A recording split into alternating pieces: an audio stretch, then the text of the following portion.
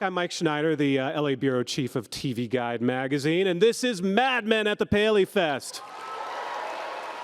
We're here at the Dolby Theater here in Los Angeles, California, which, if you haven't been here, it's kind of like Detroit with palm trees. So you guys get that. Let's introduce our panelists now. We've got a great one for you. First up, her calendar's full. You recently saw her on Flowers in the Attic on Lifetime, but of course she plays Sally Draper, Miss Kiernan Shipka.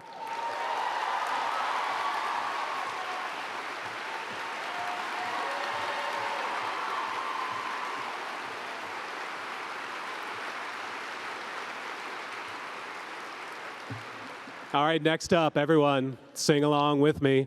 Zooby Zooby Zoo. You've seen her in Hot Tub Time Machine and Jack and Bobby, and of course she plays Megan Draper, Miss Jessica Perret.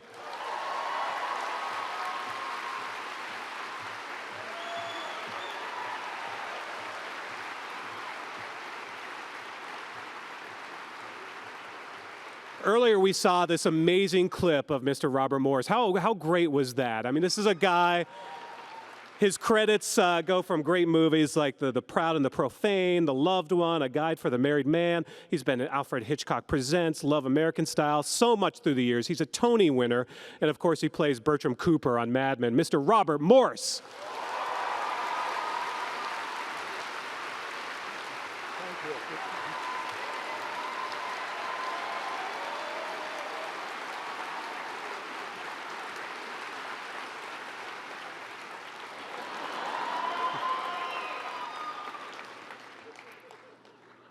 Next up, as she said in the past, one day you're on top of the world, and the next some secretaries run you over with a lawnmower.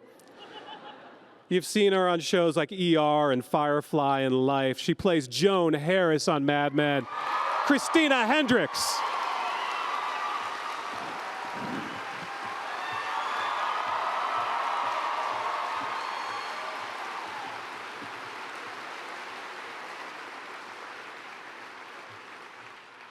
Next up, her name is Peggy Olson, and she wants to smoke some marijuana.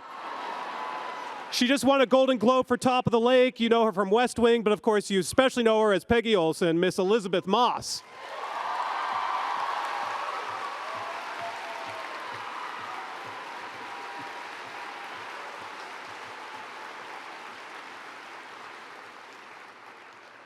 All right, I need your help on this one.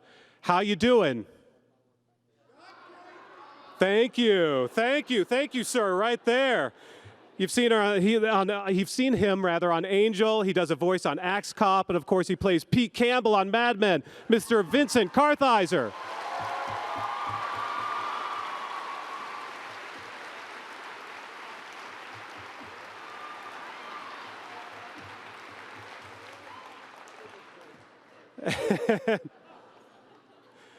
And finally, he doesn't talk for long stretches, but then he's incredibly eloquent. You know him from Children's Hospital, 30 Rock, and The Unit, but of course, you really know him as Don Draper, Mr. John Hamm.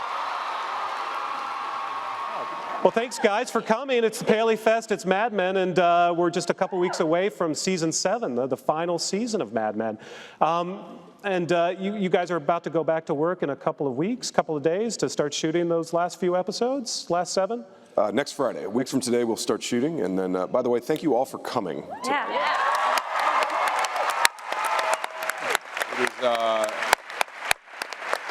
It is impressive to see this many people this far in, and thank you so very much. Well, I mean it.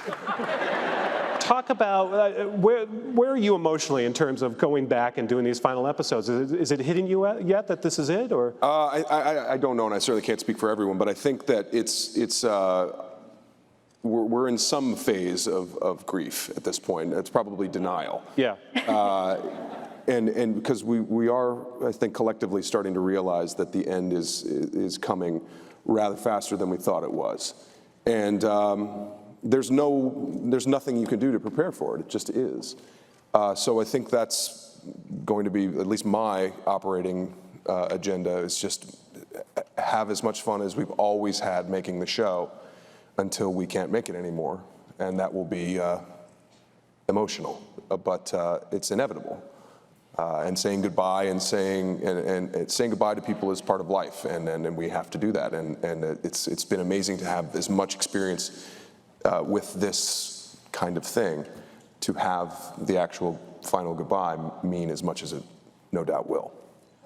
Elizabeth, what's it like for you so far? I mean, are you starting to think about this? Are you starting to plan for what that's going to be like when you wrap for the last time? Yeah, I think when we started the last 14, we all sort of felt like it was very normal, and we were just shooting the show and trying to make it as good as we could. And I think now that we're approaching the last 7, 7 episodes goes by really fast for us. And so I think there's definitely I was texting Matt, and I was like, I'm starting to feel like the boulder in my chest, it's definitely starting to sink in that we're gonna have to say goodbye to not only this work and our characters, but, this sort of family. Because I don't plan on seeing any of these people ever again. This is it. This is it. I sense many more sort of panels and get-togethers in the future. No, so. no, not for me. See ya. I'm just kidding. Christina, what about you? How are you feeling? What's Me? Robert, Christina, whoever wants to answer. Can't hear. I probably started being emotional earlier than everyone. I sort of think about it a lot, and it's gonna be hard for me. I'm already grieving. And you try to prepare yourself, but you have no idea, because I've never had an experience like this. So I'm just bracing myself. And I think we're all sort of savoring every last second and really appreciating every moment. Well, Robert, let me ask you. I mean, you've had such a storied career that spans a long period of time. I mean, what has Mad Men meant to you? Well, ending Mad Men is difficult. Everybody in this audience probably has to end things and go on to other stuff, or wonder what they will go on. So there's an empty feeling because you're used to 7 years of being together and doing the best you can, and all of a sudden it's over, and you sort of walk around the house and put the Celtics game on, and you're not going to go to work next Tuesday or whenever the next season is, or there's only the seventh year of the show. So unless we can change his mind, and everybody here, maybe we could all change roles. Wow, but we're going to miss it. I know it's an empty feeling, and it's something we all have to adjust to, and it's something that happens in life, and you grapple with it and you go on. Jessica, how are you feeling about sort of coming toward the end, having joined the show midway through, but you're quickly sort of incorporated in as a part of this family? Yeah, it's terrible. It's horrible. I don't want it to ever be over. I mean, I think that it's a privilege to be able to tell the end of the story. I think that for storytellers, you want to be able to articulate the beginning, the middle, and the end, and it's a luxury that not many other TV shows get. So I think that's a privilege, and I also feel very fortunate to still be a part of it, and that I get to see it out. But I also I think I cry every day. Just a little about this. About doing this panel. No. I mean about. Well, I know we're not. There are no spoilers here, but so I have no idea if you're still on the show. Maybe. I guess we'll find out in a couple weeks. None of us are. The first non-answer of the night. Kiernan, you grew up on this show. Yeah. So what's that been like, sort of, as America has watched you grow up, and how has this sort of impacted you, and what's that going to be like to no longer be on the set? I mean, I've been on the show longer than I haven't, which is so weird to think about, but it's true. So half your life on Mad Men. Yeah. So it's been like the best experience ever. I've had so much fun. So for it to be ending and like to not know what Sally's going to be up to anymore is kind of a little bit sad. I'll call. Okay, good. Vincent, I saved you for last since you asked me specifically not to ask you any questions. I'm just trying to help your panel, man. Just trying to help you out, you know? That's what I do. I'm a helper. What's it going to be like for you when you don't have Mad Men to go to every day? I'll find out. I don't know. I'm scared. I'm scared. I don't know. I hope I have something to go to. I'm going to miss these guys. They're pretty all right. Well, John, Thanks, Vinny. I don't Pretty all right. hug it out. Hug it out. John, let's talk about Don Draper and 1968. You're fine. And I feel the love. There you go. Do you guys just want to hug now? No, we'll save it. Okay. Don Draper, 1968. I mean, this was a rough year for him. I mean, in the season opener, we saw him reading Dante's Inferno, and we proceeded to see him basically drop into hell. I mean, this was the closest to hell I think he's probably experienced, up to Sally walking in on him. Not easy. Sorry about that. What do you make of his downward spiral? And has he did he hit bottom? I mean, there's some hope at the end of that final episode. Well, I think we've obviously seen Don have personal struggles in various parts of his life over the course of the show. He's had a marriage fall apart. He's had trouble with his kids and his ex-wife. But the one constant that I feel has always been there for Don is that work has always been the one thing that he could go back to. Even in the last time we saw Don get pretty dark was season 4, where his marriage to Betty had broken up, and he was losing everything, moving into an apartment, living in a different place, and drinking too much, and the only place he could go, sort of culminated in the suitcase, the episode where he and Peggy kind of work everything out over the course of a long evening, was work. He had work. He could always go to work. And that was always still good. And now at the end of season 6, we see that not only is his marriage in trouble and his relationship with his kids is tricky at best, and now work is not there. And I think that's going to be a big hurdle for him to have to get over somehow. But it's a challenge, and if there's one overriding principle of Don is that he's a survivor, and generally rises to challenges. So, He keeps making the same mistakes, though, it seems. Don't we all? True. What talk about that Hershey Bar scene? I mean, that was pretty incredible. I mean, that's the moment where we see him drop the facade, and for a second there, he's Dick Whitman right there in the room. It's a culmination of what we saw kind of the whole season coming up to, and in a way was Don trying to process his life and his place in his job and his career and his family and everything, and it just all, for whatever reason, I think that was you're right, and that was a completely honest moment for him of just saying, like, I'm gonna try this because maybe this will be a step in the right direction. And of course it was a step in the exact opposite direction. But yeah, it's incredibly well written, and it was hard to do because it was unlike any kind of Don that we've ever seen in The Office. So it was a challenge, and it's I think very well rendered. Matt Weiner has said many times that Sally seeing Don in that moment with Sylvia is the worst thing that's ever happened to Don, and that seems to be that moment maybe was his rock bottom. Well, that we've seen. Yeah. There's a whole nother season coming. But he writes it, so I can't imagine. I don't have children, but I can't imagine that would be a fun moment for anyone involved. Kieran, let's talk about that final scene, that moment where your character finally sort of maybe gets her dad for the first time, and you guys sort of played it very, very subtly. I mean, there's just that glance, that look. So much is said in that look. What was sort of going through your head at that moment? I mean, I got that it was really the first moment where I think Don and Sally had a real understanding.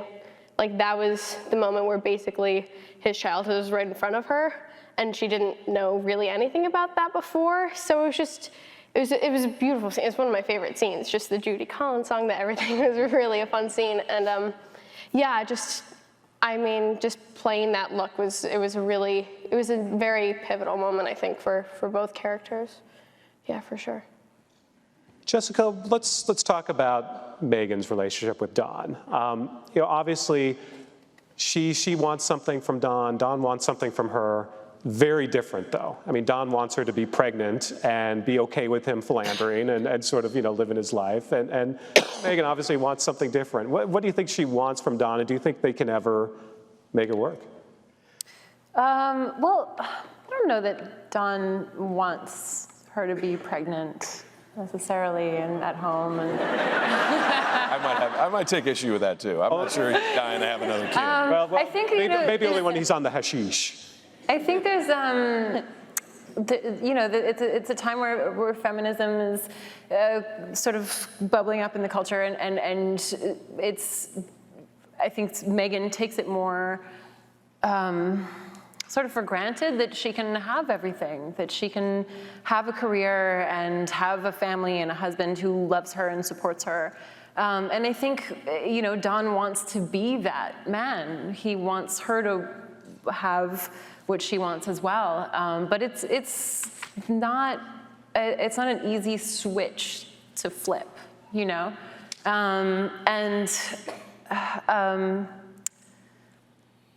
In terms of, I think that Megan sees Don in a light that no one else sees him in. I think she thinks he's, you know, charming and funny and warm and open and sexy, and these are not the ways that, like, people in the office see him. And maybe it's naive, but I prefer to think of it as optimistic. I mentioned the hashish episode where there was a lot of stuff going on, and that sort of triggered this crazy internet rumor or discussion that maybe Megan was actually dead. Maybe this was a ghost. Maybe there was a little sixth sense going on. Do you guys remember this? This was a big rumor for a while, that maybe she was even involved in some sort of Sharon Tate storyline. Do you guys remember this? Yeah, you remember this. What did you make of that? And do you pay attention to what people write on the internet? And did you think that was just bonkers? Generally, I don't. I just, as far as the show goes, I pay attention to the writing of our writers, because they generally know. Yeah. But that said, I don't know what's gonna happen with the end of the season, so maybe maybe we're all dead, guys. Don't get the internet started. Do not toy with the internet. Elizabeth Moss, let's talk about this real quick. Can you guys get one more shot of that? So the cover of New York Magazine. New York Magazine. So you've been the star of Mad Men all along? I know. Is this...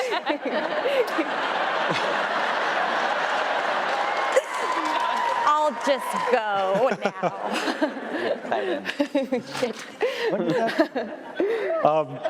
I didn't write that, obviously. I was going to say, John Hamm has very nice things to say about you in this article. Yes.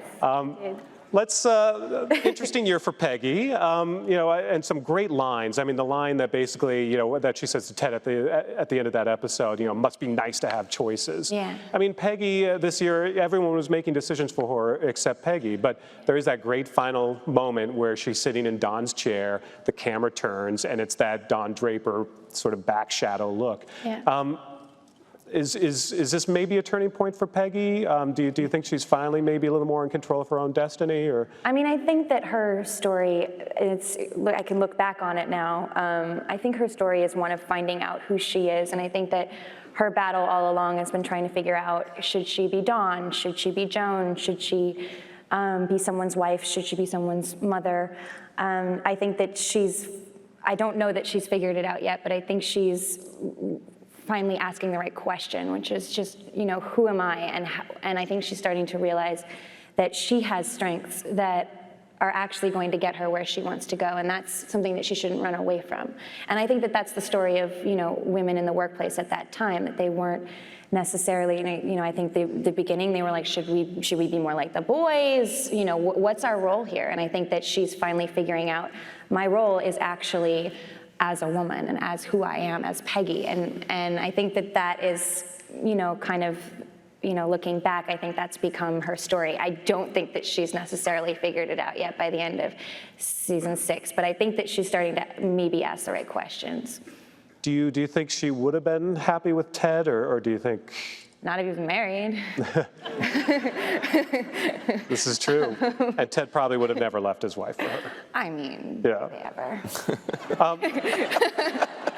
I think that, she's an optimistic person. She is a person who believes the best in people, and she's young, and she believes in love, and I think that she fell in love, and that's all that she saw. And I don't think that necessarily even Ted misled her. I think that he thought that maybe he was going to leave his wife. But that's the way, it crumbles cookie-wise. And I love that. I didn't write that. That's from The Apartment. But I think that, that line that she has, that great line at the end of season 6, she says, how nice for you to have choices, or whatever it is. Sorry, I don't remember it now. It just sums it all up. It sums up the story of women, at that time. You did get to stab your boyfriend this season. Yeah. So Yeah, that was. I had a couple claps out there. I'm sure you do. Christina, let's talk about Joan this season. Yeah. Some serious Joan fans out there. Does she? I mean, she's kind of felt undervalued and underappreciated there at Sterling Cooper, and she's. It was just a feeling, though. It wasn't the reality. No. Yeah. But what do you make of sort of Joan's sort of status there, and sort of as she tries to sort of be more a part of the action, and we saw her a couple times try to with Avon, for example.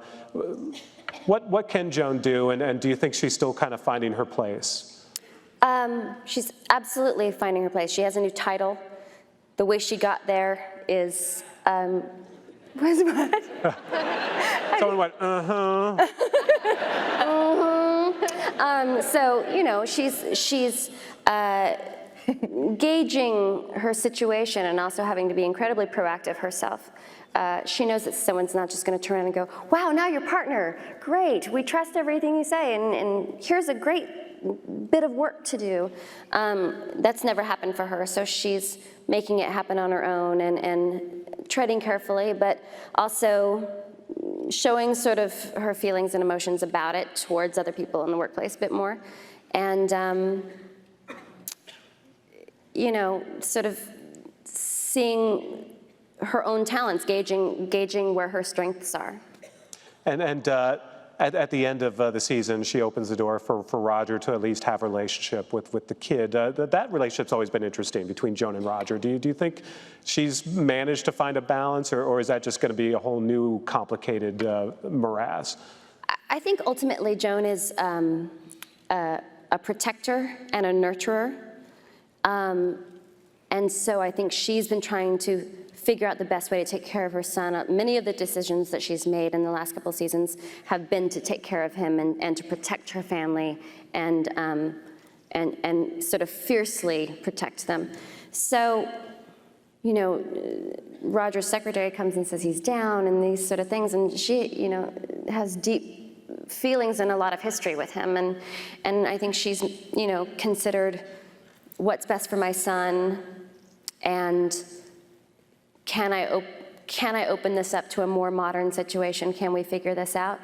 And it's just opening the door, so we don't know where that will lead, but it's keeping an open mind to the possibilities of that.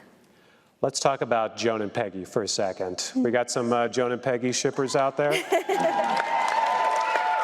We don't see you two often enough in scenes, but when we do, there's some magic and sort of this complicated. The two characters can be so cold to each other, but at the same time, ultimately, they've got each other's backs. What's that? Talk about working together in those scenes and what that must be like in sort of playing these two characters in this complicated time for both these powerful women, trying to, make their way through this male-dominated world. Yeah, I mean, they're always some of my favorite scenes to do, and it's true that we don't get them very often, but I think that somehow makes them really special when they happen. They're sort of these two planets orbiting each other in the office, and they just, they collide on big events. I think that they're two very different women, and they're both very strong and powerful. That's what's interesting. There's not, Joan has always been sort of the more dominating force. She's always going to be smarter than Peggy. She's always going to be a little bit more on top of things than Peggy, but she has a respect for the path that Peggy's taken, and I think that Peggy knows that, and I think that, they've kind of come to terms on this sort of equal ground now, and Matt always said that, they were never going to be roommates, they were never going to be Laverne and Shirley, and they may never be. Yeah, exactly. Although you'd watch it, wouldn't you? They're never going to be necessarily friends. It's a different relationship, but it's a very strong and interesting one. And I think it's very common for many women, especially in the workplace. I think Lizzie's saying that the key word for me is that they respect one another. Yeah. And in the beginning of the series, you saw Joan telling everyone what to do, and I know best, trust me. And the secretaries did what she said. And this was the first person who was like, no, actually, I think I'm going to try it this way. And I kept seeing her succeed. And so I had to start believing her. And I think Peggy helps change Joan's strategy. She sees how hard she works and that the results are climbing the ladder and success and acknowledgement. And I certainly think that's affected how Joan's proceeded in the last couple of seasons. Now she's become a teacher in many ways. And Joan probably wouldn't admit it, but. Right. No, absolutely not. Vincent, let's talk about Pete Campbell. This has been quite a year for Pete Campbell. You ruined your life, Pete Campbell. Good job. Wait, what? Wait, What'd you say? It was a rough year for Pete Campbell. What year isn't? Yeah. What do you make of it? I mean, he kind of blew things up, but there's this escape route now. He's going to L.A., so there's an opportunity for him to remake himself. But obviously he was his own worst enemy, would you say? I mean, talk about sort of Pete's journey this year and what it took for him to realize that he had really messed things up. Well, I think the big thing that's happened for Pete is that the one thing that was always consistent was Trudy. And she's had enough. And, Pete doesn't have a lot of friends, or really any friends. He thought he had a friend in Bob.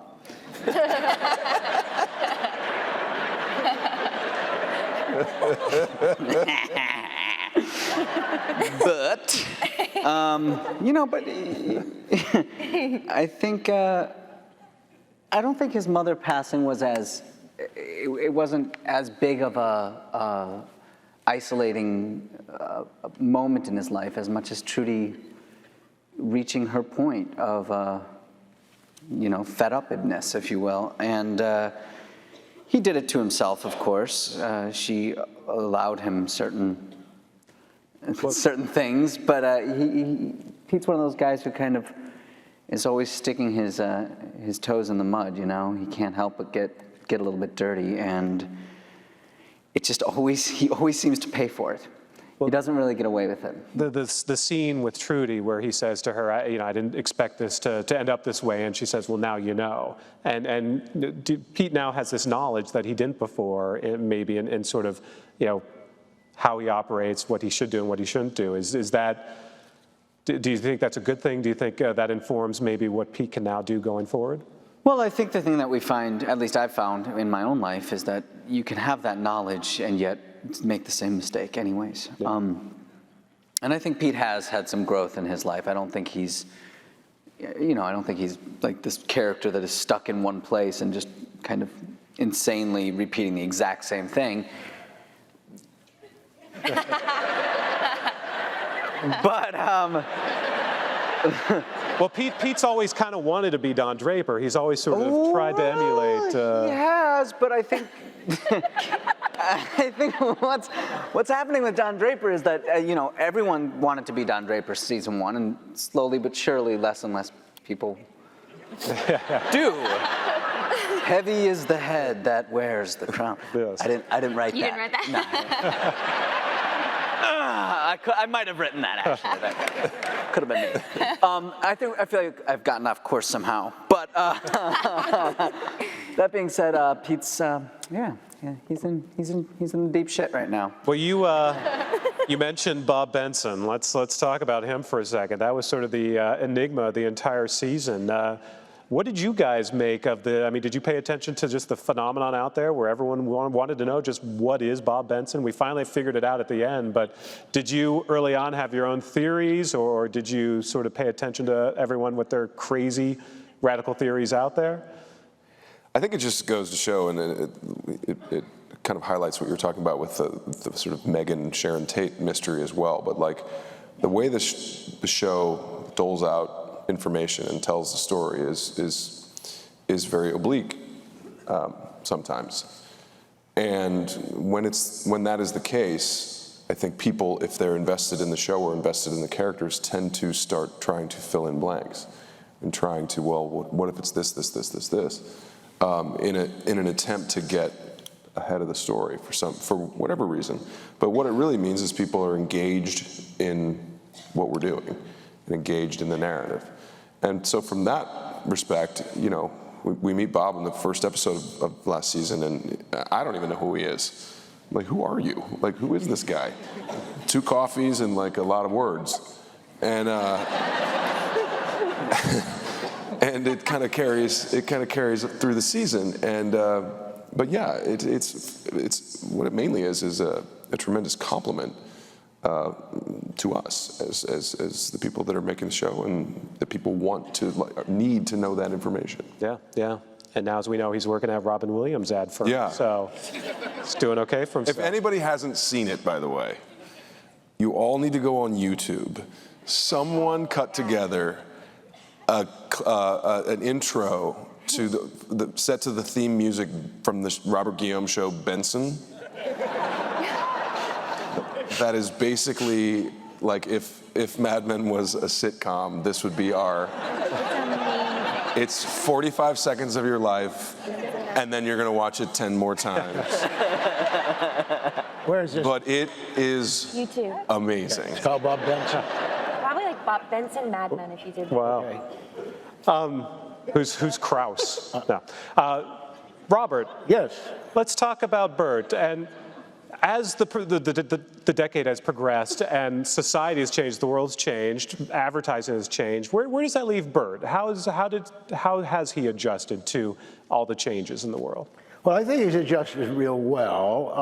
One of the major things that I am very grateful for as someone who is in this cast and becomes a Bertram Cooper is, and I think we all feel this, is the brilliant writing and producing and directing of Matt and the crew to put this together, because a lot of us, or I can only speak for myself, do not know exactly what it's going to look like when it gets on the screen. I mean, and sometimes there are things that we go, oh my God, what a moment.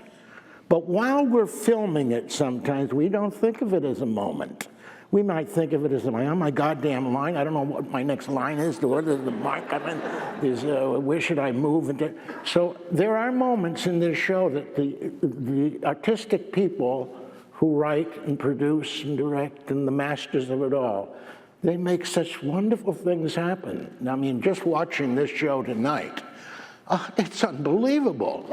And no, it's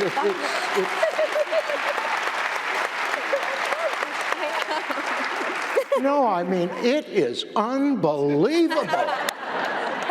I mean, I sat over there, and then I sat backstage. I didn't want to leave. They were pulling me, saying, come on, get in line. I said, no, I got to see this. We'll get you a box set. Yeah. And I want to say, no, it's serious. It is absolutely, it is phenomenal. You know, we talk about moments. Sometimes actors don't know what a moment is, and sometimes actors don't want to know what a moment is. I've known people that have come up to me during the years and said, oh, that moment when you picked up that thing and walked over to there and did this. I said, really? And they said, oh, it was so touching, brilliant, and wonderful. And I went, is it? I don't know. And the next night, I tried to do the same thing, and I never got it again. Because someone told me about the moment. So you never want to know. But all of a sudden, between you and Dawn, that last scene, everybody has a different idea of what the meaning is. But it is touching. It makes you cry. There's something about it. But to fully explain it, we have our own opinions of it. But it's the people that write it and put it together, and the actors that stand there, and all of a sudden you see it and go, oh my God, who thought of this? Who thought of making that scene and finding that house? And Dawn and, it's unbelievable. So to explain how Bertram, where he goes, I get a script. All you got to do is say the words. Say them loud and clear. And some days you do, and some days you don't. And of course, there's other things that go into it. But I think in all humility, it is the writers and the producers and the directors and the talent on this stage that all puts it together. And then when we see it, we go, oh my God, did I do that? Urkel. Wow. Is that all right? Matt Weiner, I think we have Mad Men fan number one right here on the stage, Mr. Robert Morris. For all you guys, first off, Matt said, he said in interviews in the past that he figured out the finale, what the finale is going to look like between seasons 4 and 5. Do any of you know? You don't, obviously you aren't going to tell me what it is, but does anyone on stage? Between 4 and 5? Between seasons 4 and 5, he locked in what the end's going to be. Really?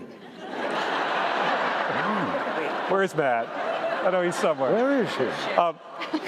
Do any of you know? Obviously you're not going to tell us what it is, but do any of you know? Or are you excited to find out too? Do you know what the end is? I think some of us know what our characters, where they're going to be. I don't think any of us have any idea what the scope or look or tone or vibe of the whole will be. And I think that's probably been consistent through the majority of the show. Matt will tell us certain things or kind of ask us certain things about what's going on with our characters, and somehow that will inform something somewhere down the road. But between 4 and 5 makes sense because I think that was right around when we knew we would have a definitive end of the show. I mean, there were after we shot the pilot, we were like, well, that was fun. I'll never see you guys again, and it won't get picked up like 99% of pilots, and we had fun, but that was that. At the end of season 1, it took a long time to get picked up. We didn't know if there was a writer's strike. We didn't know like what's happening. Season 2, the same thing. There's all this kind of drama around if and when, but mostly if the show would come back. And then once season 4, season 5 happened, I think that we realized that we would have a definitive end. And I think that must be an incredible gift for a writer to know that you have, okay, I've got X amount of episodes left to fill up a story, and I know that I have to get to the finish line by this number. And so you can write to that. And I think that that's what, without putting words into his mouth, because he fucking puts enough into mine.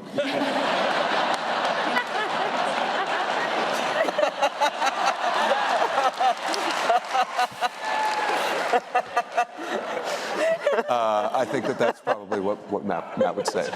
That photo is going to be across the internet tonight. You do know that, right? John, you're a producer on the show as well, so... Thank you. Yeah, for producer. A lot of producer fans out there. One representative of the PGA is here. Has your role as a producer evolved over the years, or sort of what do you get to do extra as? Not especially. I wouldn't say it's evolved. I think it was basically just giving a name to the function that I served outside of my function as acting on the show, which was kind of a sounding board. And I mean, I'm just there all the time, so it's kind of effective to have someone there that's knows significantly more about the day-to-day operations of the show. But it hasn't. I don't sit in on meetings that if I'm directing do I sit in on meetings. No, basically. It's a nice title to have, and it's nice to be considered in that aspect. But I'm not having to call the Teamsters and deal with something.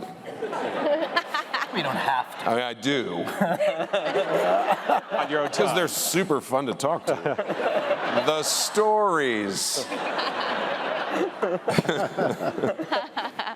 Let's talk about you guys on set, because one of the interesting things actually in this article, besides the fact that we learned that Elizabeth Moss is the true star of Mad Men, is that Elizabeth, Yes. it sounds like now? Yes, it is out now. It's out now. it's out now. It's on stands now. I don't know why I'm selling New York Magazine, but it sounds like you guys have a lot of fun on set. That you've got this base camp, and apparently Elizabeth, you're the president, and John is the sergeant at arms. Which what does that mean, by the way? We're not sure. We do, but the thing is we've always had that. Like, it's obviously as the years have gone on and we've had more stability, we've been able to sort of spread out a little bit. But we've always, ooh, what's happening? I just got fired. One of you will not be on season 7. So we, when we were making the pilot, we would hang out, and the boys all became friends and would go out together. And when we were shooting season 1, we had a little table and folding chairs, and then we got a picnic table, and then we got a little umbrella, and Like one of those cocktail umbrellas. It did nothing. and we would hang out and we would talk, and then so it's always sort of been this camaraderie, and we like to hang out together, and we like to be at work. It's crazy, but we love it there, and we're very, very lucky. We sort of have the dream, which is loving what you do and loving being there. It sounds like the hippest bar in all of downtown LA, hanging out with the Mad Men cast. We've got a question from a fan watching on the PaleyFest app. Alasalama, that's their handle. Alasalama, we've got your question asked. Mad Men is known for having a lot of silences. How challenging is it to convey things via silence rather than dialogue? Who wants to grab that? John, you want to grab that? What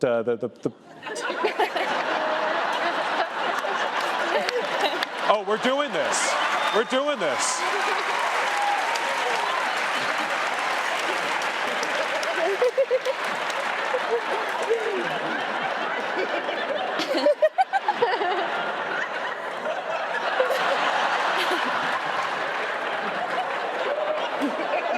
You're not gonna win. You're not gonna win. Just kiss him. Just kiss. Just make out already. I'm in it. I'm in it to win it. This is the story I'm going to tell for years from now. I won a staring contest with John Hamm. It's happening. Not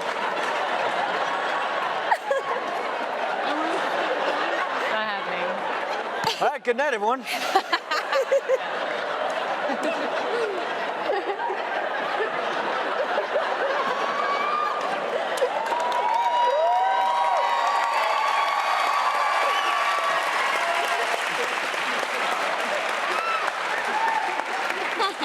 All right, this has got it. All right. Do you want me to stop, guys? Wait, Dominic. All right. We're going to take some audience questions now. Up! I saw it. We're going to take some audience questions now. So if you have a question, wait for the microphone. And then when I call on you, let's ask some questions. We got some mics all over, so start raising some hands. Let's get some questions for this cast. Ooh, lights are. I know we just threw you for a loop here, but red shirt in the back. I beat John Hamm in a staring contest. Yes, sir. So much commitment from all of you on the show. I could say beautiful things about all of you, but my favorite thing in the last few years is the fact that Vincent's been shaving portions of his head. So kudos areas. to the commitment, and was that just a personal choice you want to make with your character, and how far are you going to take it? Are we going to see you totally bald by the end of the show, or what?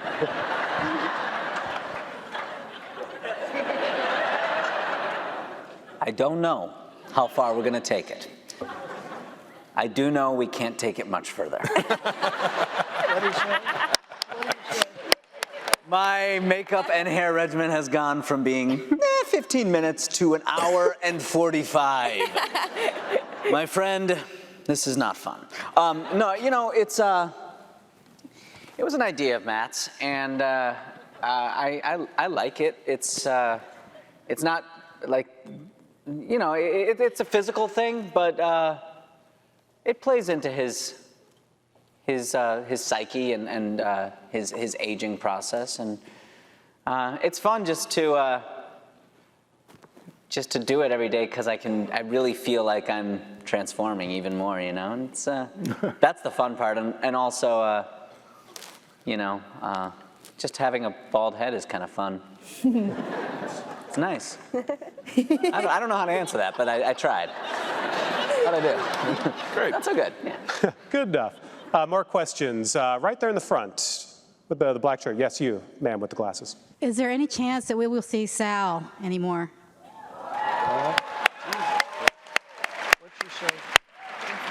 Well, he's not dead,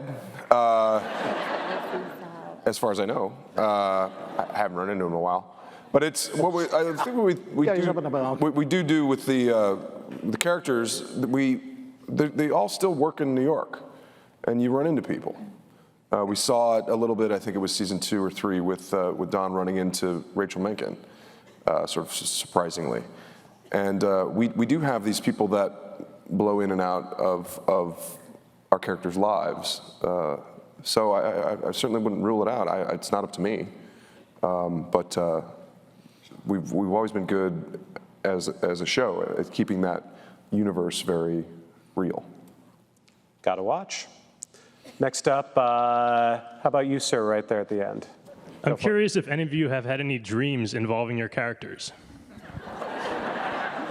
Or any of the other characters.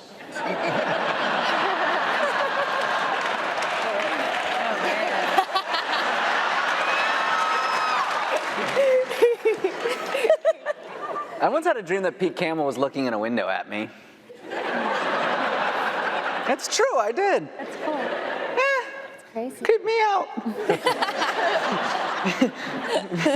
Pete Campbell looks really creepy. I You don't dream of anybody? I don't think so. I don't think so. I dream of John. I do dream. I do. America dreams of John. We're gonna see him.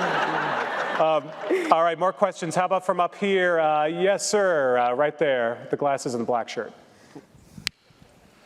Hi, I had a question with respect to the wardrobe and production design, about your relationship with Janie Bryant and how she does such amazing foreshadowing through the wardrobe, and the production design does the same thing.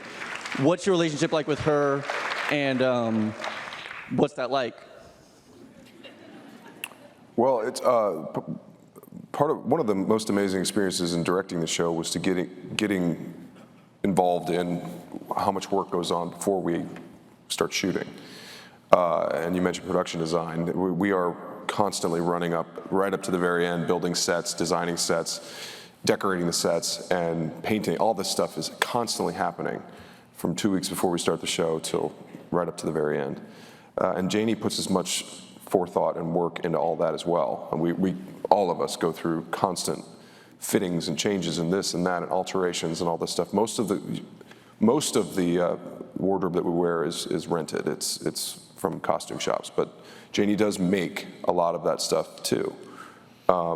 by hand, and it's impressive. So it's you know, they're all incredibly talented artisans and craftspeople and artists that put every bit of their art onto the screen. And I mean, the girls have it a little harder from a costuming standpoint, but it's we love Janie. We love our whole art department. Fantastic. Elizabeth, I mean, Peggy's wardrobe has really sort of gone through a transformation, especially this past year. We saw her in a lot of things that we hadn't seen her in before. You just saw that she had boobs for the first time. Very surprising. I was going to say pantsuits. I was being a gentleman and thinking pantsuits. Yeah.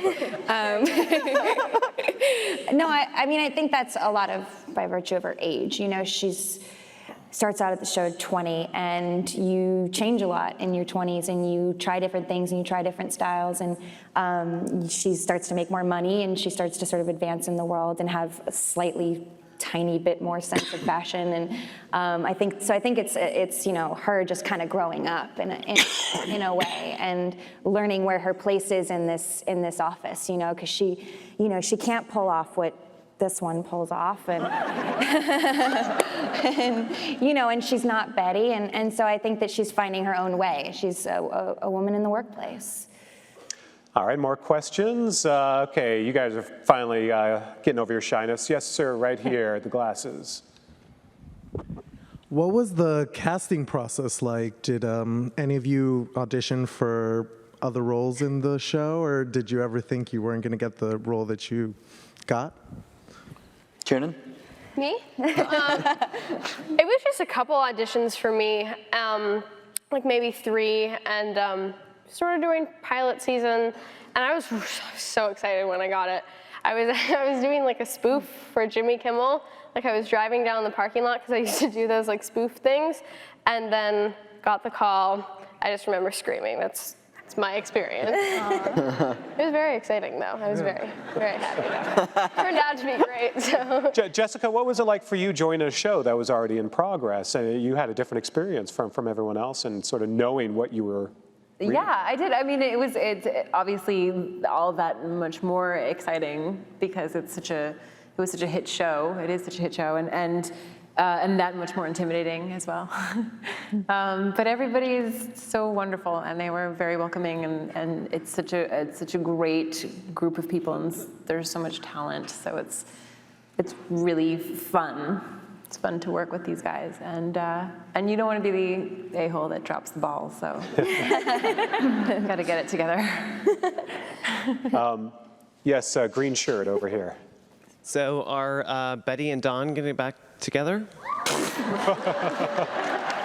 I'm right here. I'm sitting. I can hear you. Just had to ask.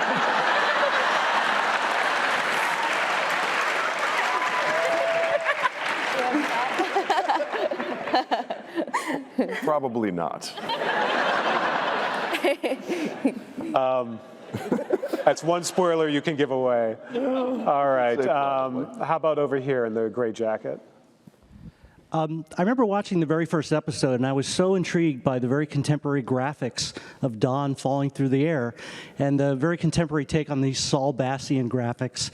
But I viewed it as a periscope looking back at Madison Avenue in the 60s, and I was wondering if you've ever met any of the people who actually were there at the time and what they think of the stories in your portrayals. He met me.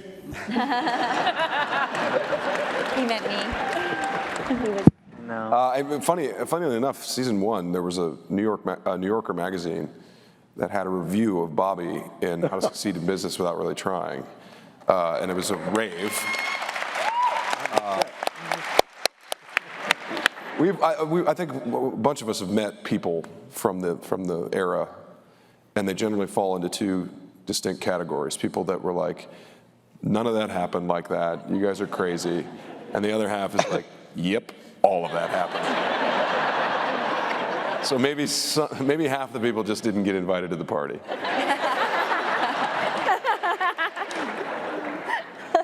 All right, up here, yes, the woman standing up in the black. Hi.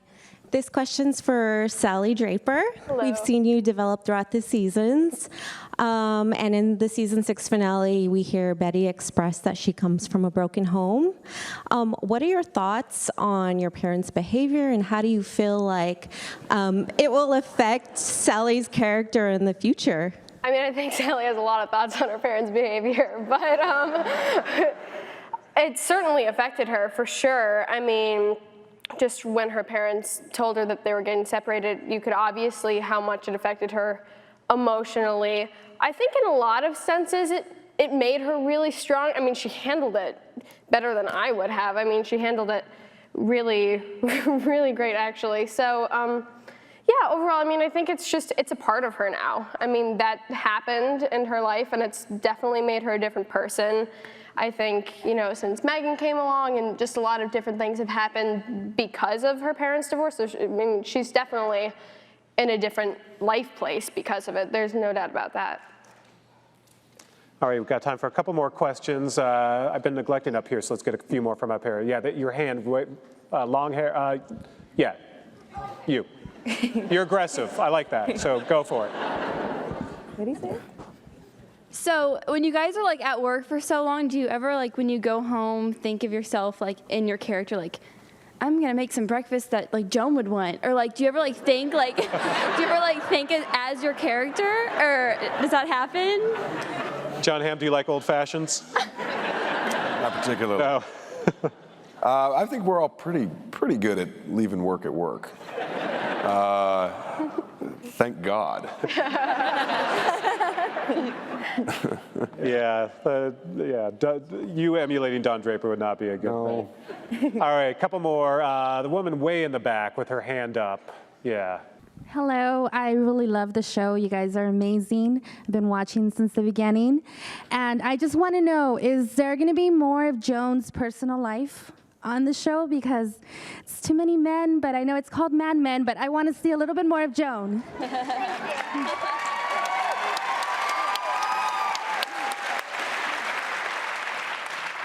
Nice of your mother to show up. I know. Yeah, thanks, Mom. No. That came from him. I didn't write that. Obviously, we don't want to reveal anything because we want you to be excited and watch. But I think that's one of the fun things about the character of Joan is you do get to see sort of her in the office and who that person is, and when she's at home, a very sort of different person. And it's been very fun for me to do as an actor. But you'll have to watch to see exactly what's going to be there. I know Matt Weiner said no spin-offs, but have any of you ever thought, like, this would make a great spin-off? You know, young Dick Whitman's Whorehouse Chronicles, maybe?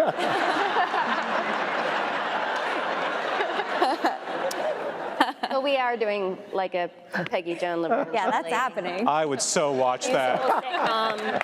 Lots of musical numbers. Yeah, lots of dancing. I think we have time for one more question. One more? Two more questions. All right, good. Okay, back there with the black hair and your hand up. This being the last season for Mad Men, I just want to know what the most memorable moment was for all of you as a cast member. Oh my God. It's a good way to kind of end things if you want to go down and maybe so far your favorite moment or sort of either for your character or from the show. For me, it's probably the first day we started shooting. The knee-trembling, abject terror of taking this from the theoretical realm into the actual realm and having to say all of these words that I've been thinking about and practicing and rehearsing with for however many weeks. The first day and meeting all of these people for the most part, and seeing this set and seeing all of this stuff come together and being at the center of it and being terrified and exhilarated and all of that all at once.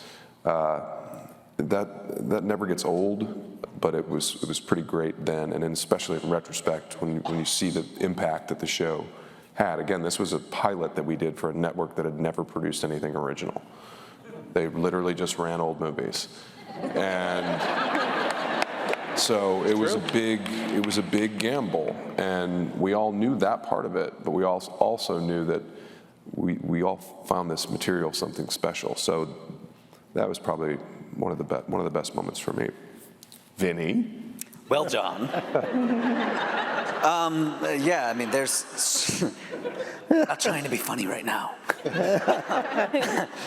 There's a lot. There's so many amazing moments personally, and all those. I guess I'll pick one. For me, as Pete, it was season 1, and up until this point, the character had been kind of cocky and just very strong and know-it-all, and even though he didn't know anything. But there was that scene where I chase you down after I've threatened to tell on you, basically. And I'm chasing you through the office. And the desperation of the character started to kind of sneak out from underneath its shell. And it was the first of many kind of layers that I've had the pleasure of, trying to portray,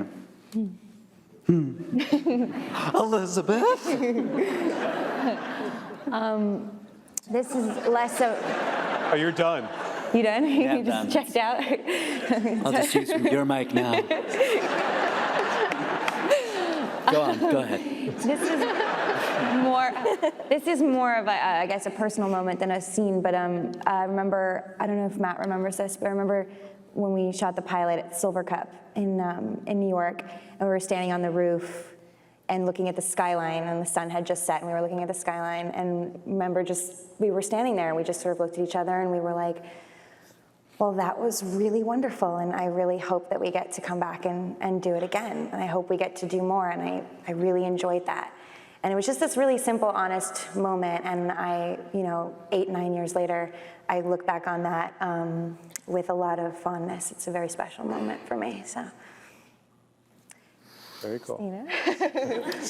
I guess the first thing that popped into my head was when I received the script in season 1 for episode number 5 called Babylon, and it was the first time that I sort of had a storyline that was sort of a bigger storyline and was revealing some things about Joan that I didn't know about her yet.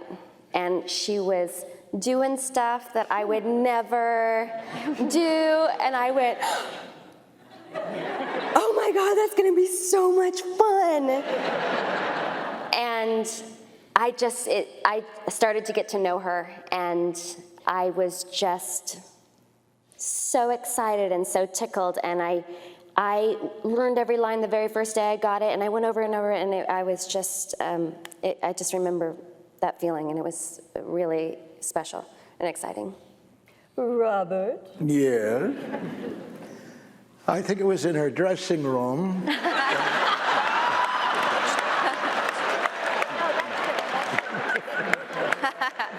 No, actually, Vincent Kartheiser touched on it when he ran into my office when Don was there, and it was one of I loved this moment, and he said, he's a fraud.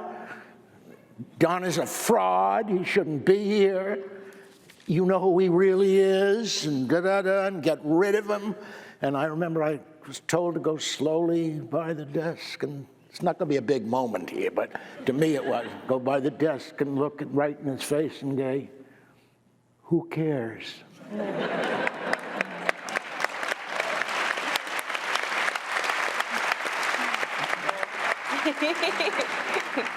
And then Don said, fire him if you want. No, I said fire him. He never got fired. And he's my best friend.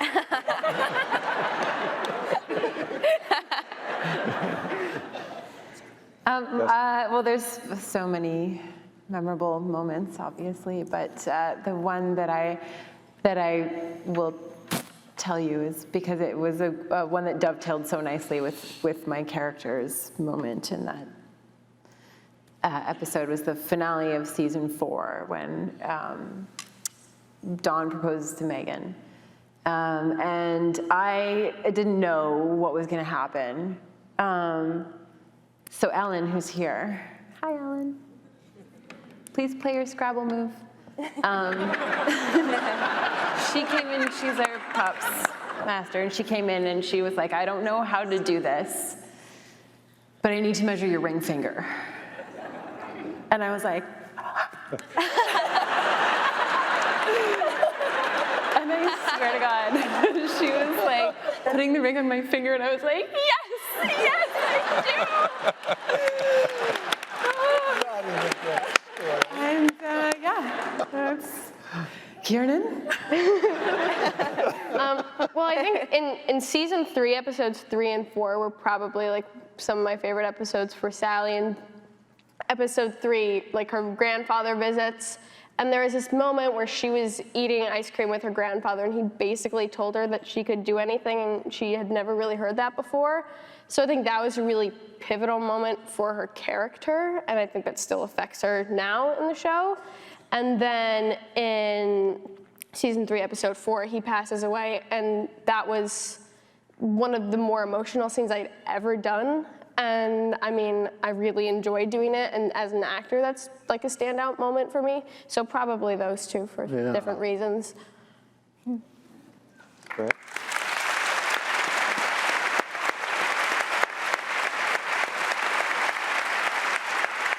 We've actually got time for another question, so raise your hand. Now's your chance to ask the cast. Let's see, who haven't we hit yet? Want to get group, okay, right in the front, in the flower dress. This is for Mr. Morris. I don't have to stand.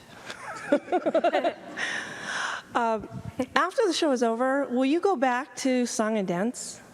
When I go what? When the show is over, will you go back to song and dance? Go back to Broadway? Oh, no, I don't think so. No, I don't think so. I have trouble walking off this stage. At my age, 8 shows a week is probably something I couldn't do. But call.